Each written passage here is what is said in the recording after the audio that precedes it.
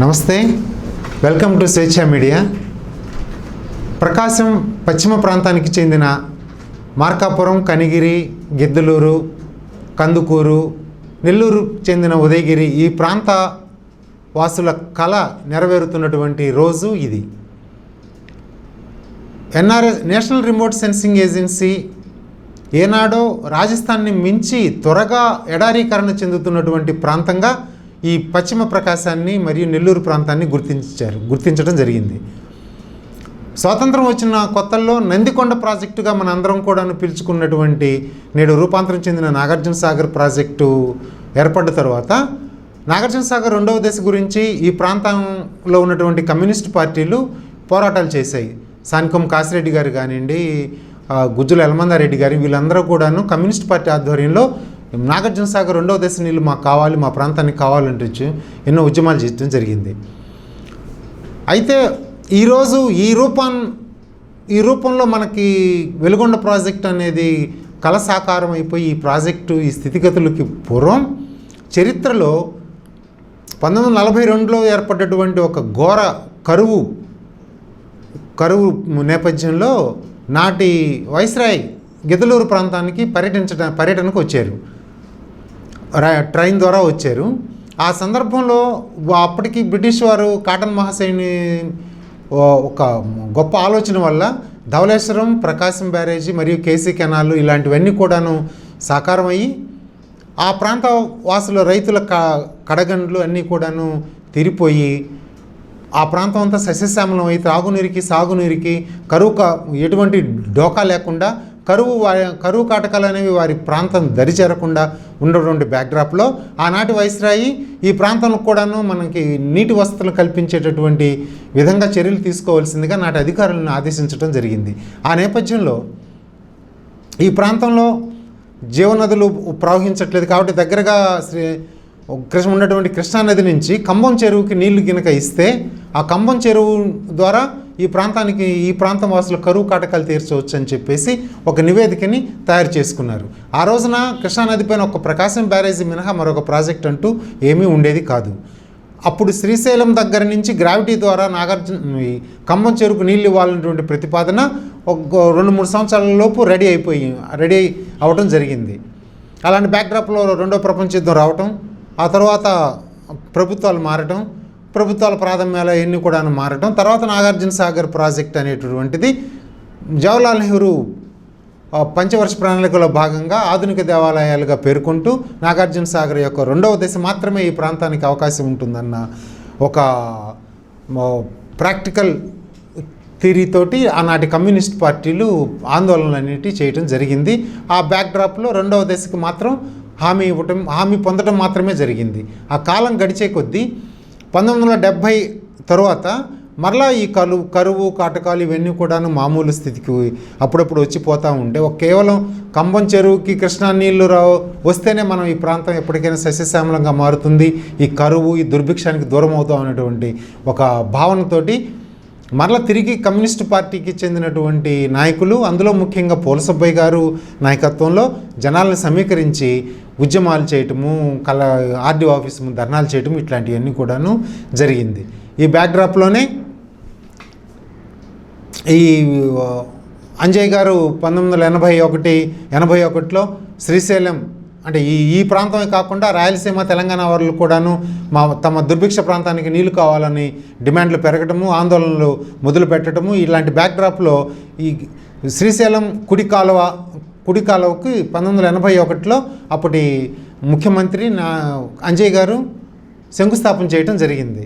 తర్వాత ప్రభుత్వం మారిపోవటము, మారిపోయిన తర్వాత ఎన్టీ రామారావు ముఖ్యమంత్రి అయిన తర్వాత గ్రాండ్గా తెలుగు గంగ అనేటటువంటి పేరు పెట్టి మరలా తిరిగి అంజయ్ గారు శంకుస్థాపన చేసినటువంటి పథకానికే తిరిగి తెలుగు గంగ ప్రాజెక్ట్ పేరుతోటి శంకుస్థాపన చేయటము, దానికి ఈనాడు పేపర్ బ్రహ్మాండమైన కవరేజ్ ఇచ్చి అసలు మొట్టమొదటిసారిగా ఆంధ్రప్రదేశ్లో మొట్టమొదటిసారిగా నీటి ప్రాజెక్టులు కడుతున్నారన్నంత హడావుడి చేయటం వల్ల 16.9 టీఎంసీలకి వాటిని స్థాయి మించినటువంటి ప్రాచుర్యాన్ని ఇవ్వటం జరిగింది. అదంతా అయిపోయిన తర్వాత మా కంబం చెరువు పరిస్థితి ఏంటని చెప్పేసి మరలా డిమాండ్లు రావటము, వాటి గురించి ఆందోళన చేయటం కూడాను జరిగిన క్రమంలో ఎన్టీ రామారావు గారు శ్రీరామకృష్ణయ్య గారిని ఒక రిటైర్డ్ చీఫ్ ఇంజనీర్ అయినటువంటి వారిని గౌరవ సలహాదారు, నీటిపారుదల సలహాదారుగా పెట్టుకోవడము. ఆయన ఈ ప్రాంతానికి ఎట్లా ఆయన కూడాను డాక్టర్ వైఎస్ రాజశేఖర రెడ్డి లాగే ఆయన కరువు రాయలసీమకి నీళ్ళు ఇవ్వాలన్నటువంటి తపన ఉన్నటువంటి మనిషి. ఆయన రేపల్లికి చెందినటువంటి వ్యక్తి అయినా కానీ చీఫ్ ఇంజనీర్గా రిటైర్ అయిన తర్వాత కూడాను ఆయన సేవల్ని అందిస్తూ రాయలసీమ దుర్భిక్షాన్ని ఎట్లయినా రూపుమాపాలన్నటువంటి ఆలోచన ఉన్నటువంటి ఒక సిన్సియర్ ఇంజనీర్ ఆయన ఈ ప్రాంతానికి నీరు ఎలా ఇవ్వాలనే ఆలోచనతో ఈ తెలుగంగలో భాగమైన వెలుగోడు బ్యాలెన్సింగ్ రిజర్వాయర్ అంటే నేటి ఆ నంద్యాల దగ్గరలో ఉండేటువంటి వెలుగోడు బ్యాలెన్సింగ్ రిజర్వాయర్ నుంచి నల్లమల అడవుల ద్వారా ఒక కెనాల్ 45 కిలోమీటర్ల కెనాల్ని తవ్వుకుంటూ ఖమ్మం చెరుకు నీళ్లు ఇచ్చేటటువంటి ప్రతిపాదనను పరిశీలించవలసిందిగా ఇంజనీర్లను ఆదేశించడం జరిగింది. అయితే ఇది ఖర్చు చాలా ఎక్కువగా ఉంటుంది, ఫలితం తక్కువగా ఉంటుంది అని చెప్పేసి ఆ ప్రతిపాదనను పక్కన పెట్టేయడం జరిగింది. ఈ బ్యాక్డ్రాప్లోనే కేవీ సుబ్బారెడ్డి గారే ఈ సమయంలోనే పూల సుబ్బయ్య గారు స్వర్గస్థులు అవడం జరిగింది. ఆయన ఈ కాలం చేయడం జరిగిన బ్యాక్డ్రాప్లో ఆయన అనుచరుడు, ఆయనతో కలిసి ఉద్యమాల్లో తిరిగినటువంటి కేవీ సుబ్బారెడ్డి గారు పట్టువదలని విక్రమార్కుల్లాగా ఈ ప్రాజెక్టు కోసం శ్రీరామకృష్ణయ్య గారిని కలవటము ఇదంతా కూడాను జరగడం జరిగింది. ఆ తర్వాత ఆయన కేవీ సుబ్బారెడ్డి గారు పూల సుబ్బయ్య గారు లాగా జనాన్ని సమీకరించి ఉద్యమాలు చేయడం ఇట్లాంటివన్నీ చేయలేదు. కానీ ఈ ఫైళ్ళు పట్టుకొని ఆఫీసుల చుట్టూ మాత్రం తిరుగుతూ వీటి గురించి ఎంక్వైరీ చేస్తూ ప్లీజ్ చేయండి అని చెప్పేసి బతిలాడుతూ తిరుగుతుండేవాళ్ళు. అలాంటి బ్యాక్డ్రాప్లోనే రఘుపతి గారు అని చెప్పేసి ఆనాడు ఈ మార్కాపురం ఆఫీసులో పనిచేస్తున్నటువంటి ఒక ఇంజనీర్ గారు ఈ ప్రాజెక్టు వైబిలిటీ లేదు, ఇది వైండప్ అయిపోతుంది, ఇంకొక దారి ఏదైనా ఉంటే చూసుకుని సుబ్బారెడ్డి గారు అని చెప్పి ఆయన చెప్పటం, ఆయన దిగులుగా ఆనాటి కాకర్ల నేడు ఒక గ్యాప్ గొట్టిపడియ కాకర్ల ఇలా గ్యాపులలో ఒక గ్యాప్ అయినటువంటి కాకర్ల గ్రామానికి చెందినటువంటి కరణాన్ శ్రీ వారణాసి కృష్ణమూర్తి గారు 1987 ప్రాంతంలో ఆయన వయసు 85 సంవత్సరాలు. ఆయన దగ్గరికి సుబ్బారెడ్డి గారు వెళ్ళటం, సుబ్బారెడ్డి గారు వెళ్ళి ఇట్లా ఇంకా లేదండి మన ఖమ్మం చెరుకు నీళ్ళు వచ్చే అవకాశం లేదని చెప్పేసి ఆయన చెప్పిన పిదప అయితే బ్రిటిష్ వాళ్ళ టైంలో ఈ ఖమ్మం చెరువుకి గ్రావిటీ ద్వారా శ్రీశైలం ప్రాంతం నుంచి టనెల్ వేసి నీళ్లు తీసుకురావాలన్నటువంటి నివేదిక ఒకటి ఉన్నది, అదేమైనా పనికొస్తుందేమో చూడండి సుబ్బారెడ్డి గారు అని చెప్పేసి ఆయన వారణాసి కృష్ణమూర్తి గారు ఆయనకి అందివ్వటము, ఇది తీసుకొని ఆయన రఘుపతి గారి దగ్గరికి చేరటము, రఘుపతి గారికి ఇచ్చిన తర్వాత రఘుపతి గారు చాలా ఆనందంతో శ్రీరామకృష్ణయ్య గారికి అది పంపించటం, ఆ నివేదిక పంపించడం జరిగింది. ఆ నివేదిక చూసిన శ్రీరామకృష్ణయ్య గారు చాలా సంతోషంగా దాన్ని మరింత డీటెయిల్డ్గా స్టడీ చేసి ఖమ్మం చెరువు మొత్తం కలిపి కూడా 1 టీఎంసీకి మించదు, కానీ మనకి కృష్ణా ఇప్పుడు ఆల్రెడీ అప్పటికి శ్రీశైలం డ్యాము నిర్మించటము ఉంది, ఈ శ్రీశైలం డ్యామ్ నుంచి మనకి వరద జలాలు అంటే మిగులు జలాలని మనము ఎక్కువగా డ్రా చేసుకొని ఖమ్మం చెరువు కాకుండా ఈ కొండల చుట్టూరు మనం 2-3 గ్యాపులు ఫిల్ చేయటం వల్ల 45 టీఎంసీలాగా మనం నీటిని మనం ఒడిసి పట్టుకోవచ్చు వరద సమయంలో వచ్చే నీటిని. కాబట్టి మనం ఖమ్మం చెరువుకి కూడా దీని నుంచి నీళ్ళు అందించవచ్చు, కాబట్టి ఈ రకంగా మనం చేద్దామని చెప్పేసి ఆయన ఇంజనీర్లకు సలహా ఇచ్చి దానిపైన డిపిఆర్ కోసం ఆదేశించడం జరిగింది. ఇదంతా కూడా ఎన్టీఆర్ గారి హయాంలో జరిగింది. ఆ తర్వాత ఎన్టీఆర్ గారు 89లో ప్రభుత్వాలు మళ్ళీ మారటము, కాంగ్రెస్ గవర్నమెంట్ రావటము, కాంగ్రెస్ గవర్నమెంట్ వచ్చిన తర్వాత ముఖ్యమంత్రులు మారుతున్నప్పటికీ వాళ్ళకి ఆ రాజకీయ సంక్షోభాల నేపథ్యంలో ఈ ప్రాజెక్ట్కి ఎవరు కూడా ఇంపార్టెన్స్ ఇవ్వకపోవటము, విజయభాస్కర్ రెడ్డి గారికి చేయాలని ఇంట్రెస్ట్ ఉన్నా కానీ కర్ణాటక ప్రభుత్వం అప్పటికే అభ్యంతరాలు తెలియజేస్తూ లేదు సర్ప్లస్ వాటర్ పైన మాకు కూడా హక్కు కావాలి, మేము ఒప్పుకోమని చెప్పేసి అసలు శ్రీశైలం ప్రాజెక్ట్ అనేది కేవలం పవర్ జనరేషన్కి సంబంధించిందే, విద్యుత్ తీయాల్సిన చోట మీరు ఇరిగేషన్ ప్రాజెక్టులని డిజైన్ చేస్తే ఎలాగంటూ వాళ్ళు కోర్టులకు ఎక్కడము వాళ్ళ అభ్యంతరాలు వ్యక్తం చేస్తున్న నేపథ్యంలో విజయభాస్కర్ రెడ్డి గారు కాంగ్రెస్ పార్టీ ముఖ్యమంత్రి అవటం వల్ల ఆయన ఎవరిని ఒప్పించలేక ఆ విషయాన్ని పక్కన పెట్టడం జరిగింది. ఇవన్నీ కూడాను సుబ్బారెడ్డి గారితో క్లోజ్గా తిరిగినట్టు నాకు తెలుసు కాబట్టి నేను ఇవన్నీ విన్నవించుకుంటున్నాను. ఆ తర్వాత చంద్రబాబు నాయుడు గారు అధికారంలోకి రావటము, అధికారంలోకి వచ్చిన తర్వాత 96లో వచ్చినటువంటి మధ్యంతర ఎన్నికల నేపథ్యంలో ఆయన ఎటువంటి డిపిఆర్ కూడా లేకుండా, ఈ ప్రాజెక్టు టన్నెల్ గురించి డిపిఆర్ ఏమీ లేకుండా హడావుడిగా ఎలక్షన్ ఎన్నికల ముందర వచ్చేసి శంకుస్థాపన చేసి ఈ ప్రాంతపు ప్రజల ఆశలు వదులుకున్నటువంటి నేపథ్యంలో మళ్ళీ ఆశలకు ఊపిరి పోసారు, ఓట్లు పొందారు. ఆ తర్వాత యథాలాపంగానే ఆయన మన తెలుగు ప్రజలకి తెలంగాణ, ఆంధ్ర ఏ ప్రాంతంలో కూడా ఏ ప్రాజెక్టుకి కూడాను జీవం పోయిన విధంగానే ఈ ప్రాజెక్టును కూడా పూర్తిగా పక్కన పెట్టేయటం జరిగింది. ఈ పక్కన పెట్టేటటువంటి నేపథ్యంలో ఒక విషయాన్ని ఆయన చంద్రబాబు నాయుడు గారి వల్ల తెలుగు జాతికి, అన్ని ప్రాంతాల్లో ఉన్నటువంటి తెలుగు జాతికి జరిగినటువంటి ఘోరాతి ఘోరమైనటువంటి ఒక విషాదకరమైన ఒక విషయం ఏంటంటే, ఇది చరిత్రలో చెరిగిపోయినది, ఎవరు పూడ్చలేనిది కూడాను. బచావత్ మనకి కృష్ణానదిపైన ఇచ్చినటువంటి 811 టీఎంసీలు పోను 2000 సంవత్సరాల తరువాత మరలా 2000 సంవత్సరాల లోపు మిగులు జలాలపైన వృధాగా సముద్రం పాలవుతున్నటువంటి కృష్ణానది నీటిపైన ఎన్ని ప్రాజెక్టులు అయితే నిర్మించుకుంటారో ఆంధ్రప్రదేశ్ రాష్ట్రం వాళ్ళు, అన్ని ప్రాజెక్టులకు కూడాను నీటిని 2000 సంవత్సరం తర్వాత ఏర్పడబోయేటటువంటి రెండో ట్రిబ్యునల్ నీటి కేటాయింపులలో ప్రాధాన్యత ఇవ్వాలి, హక్కు కల్పించాలి అని చెప్పేసి ఒక బంగారం లాంటి క్లాజు బచావత్ అవార్డులో మనకి పొందుపరచడం జరిగింది. అది ఏపీకి మామూలుగా అది ఒక వరప్రసాదం లాంటి ఆ క్లాజ్ని సర్వనాశనం చేస్తూ ఎప్పటికీ చెరిగిపోలేని విధంగా ఆ దుర్మార్గాన్ని, ఆ అన్యాయాన్ని మనం ఏ రకంగా కూడా చెరుపుకోలేని విధంగా దాన్ని పూర్తిగా కృష్ణానది పైనటువంటి మిగులు జలాల పైన ఒక్క ప్రాజెక్టు నిర్మించేటటువంటి సంకల్పం కూడాను చంద్రబాబు నాయుడు గారు చేయకపోవటం అనేది మనందరం కూడాను సిగ్గుపడాల్సినటువంటి విషయం. తర్వాత ఎంత ప్రయత్నం చేసినా, ఎంత తిరిగినా కానీ చంద్రబాబు నాయుడు గారు అయితే పట్టించుకోలేదు. అప్పుడు వెలుగొండ ప్రాజెక్ట్ 97 ప్రాంతంలో వెలుగొండ ప్రాజెక్ట్ సాధన సమితి కేవి సుబ్బారెడ్డి గారు, అప్పటికి పులసుబ్బయ్య గారు పరమపదించటం, ఈ సిపిఎం వాళ్ళు అడపాదడపా ఎప్పుడన్నా పేపర్ స్టేట్మెంట్ ఇవ్వడం తప్పితే ఆందోళన చేసింది కూడా ఏమీ లేదు. ఇలాంటి బ్యాక్డ్రాప్లో కేవి సుబ్బారెడ్డి గారు గౌరవాధ్యక్షులుగాను, ప్రొఫెసర్ నాగేశ్వర రెడ్డి గారు, ఈయన బీటెక్లో 7 పిహెచ్డీలు చేశారు, కనిగిరి ప్రాంతానికి చెందినవారు. ఆయన అధ్యక్షులుగాను, సెక్రటరీగా పొదిలి ప్రాంతానికి చెందిన ప్రొఫెసర్ సానికొం రామస్వామిరెడ్డి గారు, ఆయన సిబిఐటి కాలేజీకి మొట్టమొదటి ప్రిన్సిపాల్, ఆర్ఈసీలో సివిల్ ఇంజనీరింగ్ హెడ్గా చేశారు, సివిల్ డిపార్ట్మెంట్కి.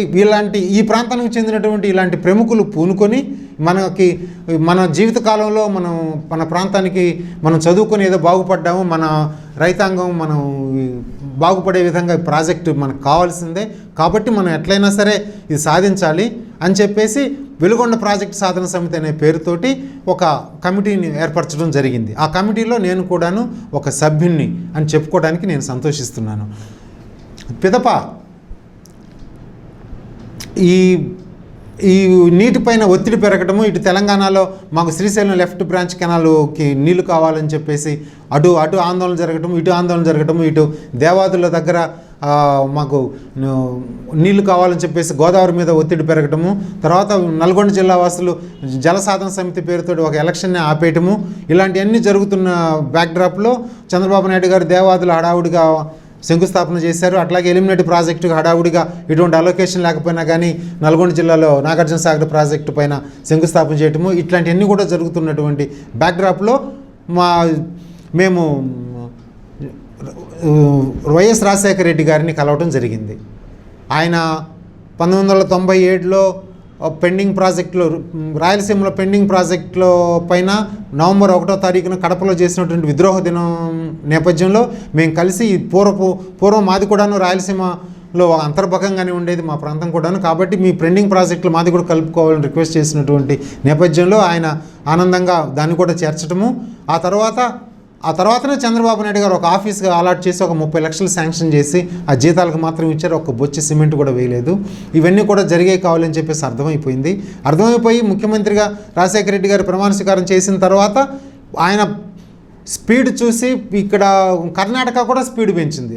మిగులు జలాలపైన రాజశేఖర రెడ్డి గారు చేస్తున్నటువంటి ప్రాజెక్టుల నిర్మాణం చూపిస్తున్నటువంటి చొరవ చూసి కర్ణాటక ప్రభుత్వం కూడా అభ్యంతరాలు చూపించడంలో స్పీడ్ పెంచింది. ఆ బ్యాక్డ్రాప్లో సిడబ్ల్యూసి పర్మిషన్ ఎలా రావాలి, రాకుండా మనం ఎట్లా చేయగలుగుతాము అనే తలపట్టుకున్నటువంటి నేపథ్యంలో అప్పుడు ఒక పేరైతే నాకు తెలియదు, ఒక సహృదయుడు అయిన ఇంజనీరు ఒక ఉపాయం చెప్పారు సుబ్బారెడ్డి గారికి, కేవి సుబ్బారెడ్డి గారికి. ఏంటంటే శ్రీశైలం రిజర్వాయర్ మీద ఆవిరవుతున్నటువంటి నీరు మా లెక్కల ప్రకారం 30 టీఎంసీలు, కానీ దాని నుంచి ఆవిరవుతున్నది 18.7 టీఎంసీలు మాత్రమే.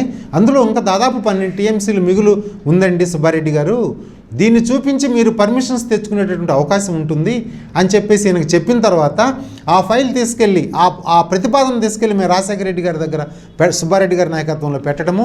ఆ తర్వాత అది రాజశేఖర రెడ్డి గారు ఆనందంగా హ్యాపీగా ఫీల్ అయిపోయి దాన్ని సిడబ్ల్యూసిలో అప్రూవల్ చేయించుకొని అలొకేషన్ 10 టీఎంసీల అలొకేషను, ఆ తర్వాత మిగిలినవి మిగులు జలాలు అలొకేటెడ్ వాటర్. కాబట్టే మాకు ఈ వెంట్ వచ్చేసి మాకు 840 ఫీట్ దగ్గర 840 అడుగుల దగ్గర మాకు ఈ వెంటు ఏర్పాటు చేయడం అనేది జరిగింది. ఆ విధంగా ఈ కళ సాకారమైంది. ఈ కళ సాకారం అవటం అనేది కేవి సుబ్బారెడ్డి గారు పట్టు వదలకుండా తిరగటము, పూల సుబ్బయ్య గారు పూర్వం ఆయన 1985 లేదా 87 ఆ ప్రాంతంలో స్వర్గస్థులు కాలం చేయటం జరిగింది. ఆ జరిగిన తర్వాత సుబ్బారెడ్డి గారు అప్పటికి వెలుగొండ ప్రాజెక్ట్ అనేటటువంటి కాన్సెప్టే ఉండేది కాదు. తర్వాత సుబ్బారెడ్డి గారు ఈ ఫైళ్ళు పట్టుకొని తిరగటం అంటే ప్రజల్లో పెద్దగా తిరగకపోయినా కానీ అప్పుడప్పుడు మేము వెలుగొండ ప్రాజెక్ట్ సాధన సమితి పెట్టిన తర్వాత ఊర్లమ్మటి తిరిగి పాదయాత్రలు చేశాము.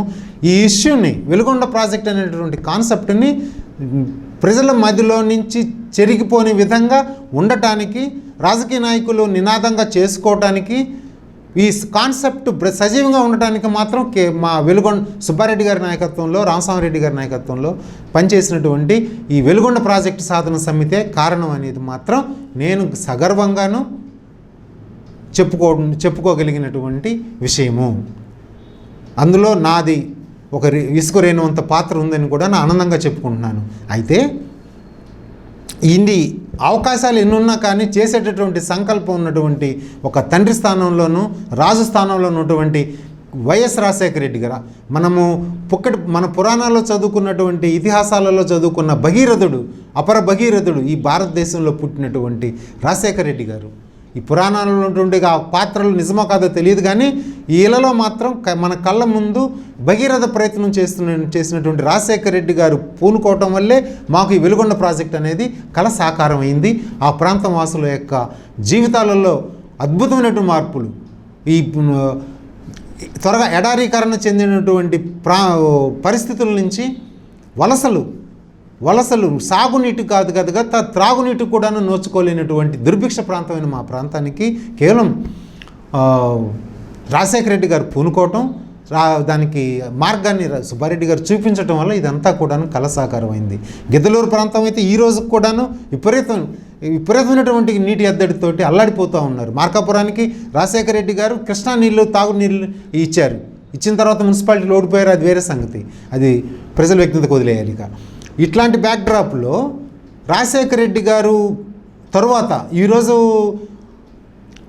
శ్రీశైలం దగ్గర నెహ్రూ అది విద్యుత్కి మాత్రమే మేము వాడుకుంటామని చెప్పేసి ఆ రోజు నీలం సంజీవ్ రెడ్డి గారు ఫైల్ మీద అడ్డంగా రాసిన తర్వాతనే నెహ్రూ గారు ఫౌండేషన్ స్టోన్ వేయడానికి రావడం జరిగింది. ఆ రకంగా నీలం సంజీవ్ రెడ్డి గారు ఏర్పరిచినటువంటి ఒక దారి, ఒక రిజర్వ్ ఆయన కేవలం ఆయన చొరవ వల్ల, ఆయన తెలివితేట వల్ల ఏర్పడేటువంటి శ్రీశైలం రిజర్వాయర్కి ఇప్పుడు కేవలం మనం ఆయన పేరు పెట్టామని, అది సంజీవరాయ సాగర్ అనే సంగతి కూడా ఎవరికి తెలియదు, శ్రీశైలం రిజర్వాయర్ అని మనం అంటాం.